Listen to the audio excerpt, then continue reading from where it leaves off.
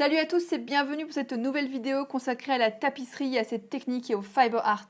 Je me trouve aujourd'hui dans un endroit exceptionnel, la manufacture royale Saint-Jean, une manufacture située en plein cœur d'Aubusson qui date du XVIIIe siècle et toujours en activité aujourd'hui.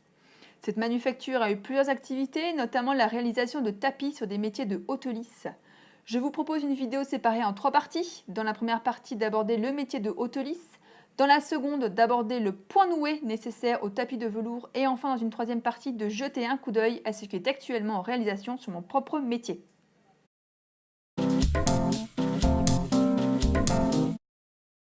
Les métiers de haute lisse étaient faits pour faire les tapis de savonnerie. Ces tapis sont les mêmes que l'on peut trouver en Iran ou en Turquie. Les motifs sont réalisés au moyen de milliers de nœuds que l'on appelle des nœuds perses. Le toucher de ces tapis est comme du velours. Le métier de haute lisse est des ensouples très larges. La chaîne est en lin pour faire les tapis et une grosse barre de métal est là pour supporter les lisses qu'il faut tirer vers le bas pour séparer les fils pairs des fils impairs de façon à faire le nœud.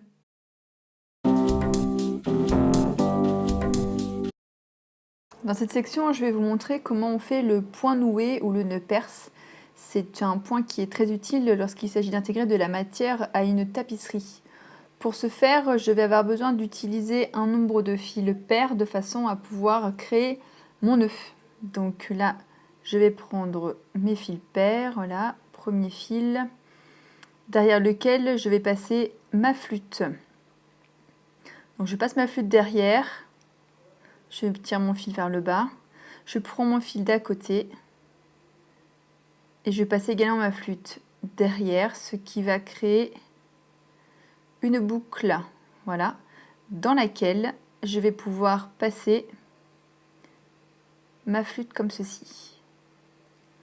Et donc, je vais pouvoir tirer vers le bas. Donc là, on voit que j'ai pu faire mon premier nœud. Je continue, je prends le fil d'à côté, en prenant soin de bien laisser une longueur souhaitée. Si je souhaite faire une frange ou une boucle, je prends soin de laisser de la matière suffisamment longue de façon à pouvoir couper après et créer donc ma frange.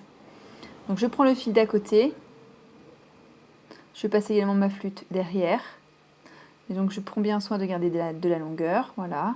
Je prends le fil d'à côté, je repasse également derrière, et puis je passe ma flûte dans la boucle que j'ai créée. Donc là on peut voir que j'ai fait 2 nœuds perses avec la distance qu'il faut pour pouvoir ensuite couper et faire ma frange. Donc je vais continuer ainsi. Hop, derrière, voilà, je garde de la longueur pour la frange.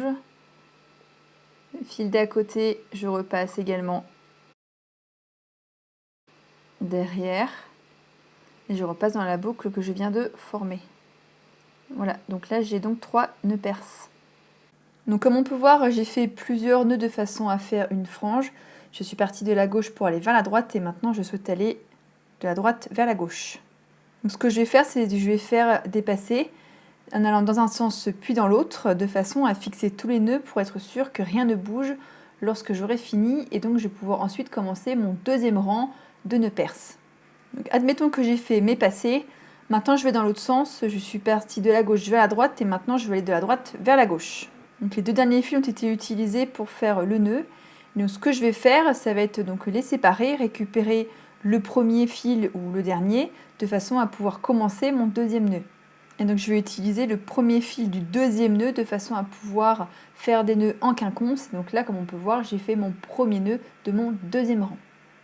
Mais n'oubliez pas de faire une passée de façon à être sûr de fixer tout le monde.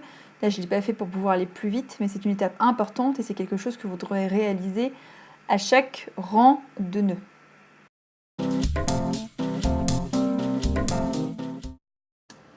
Donc ici, on peut voir mon métier de basse lisse sur lequel je suis en train de travailler à la manufacture. Donc ça, c'est ma maquette.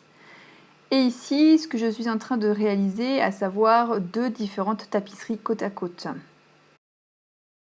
Donc sur la tapisserie de droite, on peut voir que je suis en train de travailler avec des fibres optiques de façon à pouvoir intégrer de la lumière dans la tapisserie. Et sur le tissage de gauche, on va pouvoir voir des passés de couleurs, des passages de couleurs qui permettent de passer du bleu au vert. En fait, c'est une technique que j'ai utilisée qui s'appelle le battage et que j'aurai l'occasion de vous montrer dans une prochaine vidéo. J'espère que cette vidéo vous aura intéressé. Si vous avez des questions particulières, vous pouvez les poser bien sûr dans les commentaires. N'oubliez pas de vous abonner à la chaîne et de mettre un petit pouce vers le haut. Je vous retrouve à très bientôt pour de nouvelles aventures de tapisserie.